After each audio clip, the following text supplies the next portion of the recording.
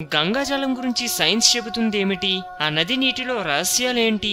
ఒక్క మునకతోనే సమస్త పాపాలు తొలగించే శక్తి పరమ పవిత్రమైన గంగకు ఉందని ధార్మిక గ్రంథాలు చెబుతున్నాయి.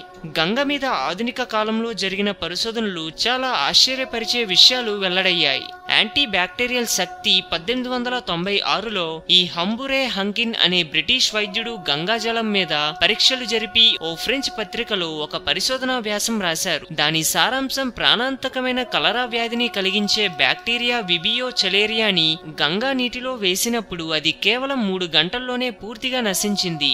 అదే బ్యాక్టీరియా శుద్ధి చేయబడిన జిల్లాల్లో 48 గంటల తర్వాత కూడా జీవనం కొనసాగించింది.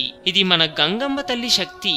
సిఇ నిల్సన్ అనే బ్రిటిష్ వైద్యుడు భారత్ నుంచి తిరిగి వెళ్తూ గంగా నది ప్రవాహంలో అత్యంత కాలుష్యమైన ప్రదేశమైన హూగ్లీ నుంచి గంగ నీటిని నౌకలో ఇంగ్లాండ్ తీసుకెళ్లాడు. అంత కలుషితమైనా కూడా గంగనీరు ఆయన సుదీర్ఘ ప్రయాణంలోనూ ఆయన ఇంగ్లాండ్ కు చేరిన తర్వాత కూడా ఆ నీరు పరిశుద్ధంగానే ఉంది.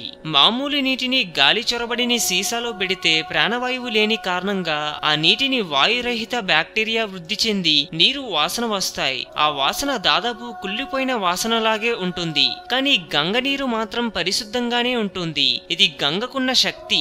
ఇది మనం కూడా గమనించవచ్చు. కాశీ యాత్రకు వెళ్లిన వారు గంగా జలాన్ని ఇంటికి తీసుకువస్తే అది ఎన్ని సంవత్సరములు గడిచినా చెడిపోదు, కుళ్ళు వాసన రాదు. ఇది మన హిందువులు పూజించే గంగమ్మ తల్లి. హిందూయిజం గురించి మరెన్నో గొప్ప గొప్ప విషయాలను తెలుసుకోవడం కోసం మా ఛానల్ ని సబ్స్క్రైబ్ చేయండి. ఈ వీడియో మీకు నచ్చినట్లయితే లైక్ చేయండి, షేర్ చేయండి.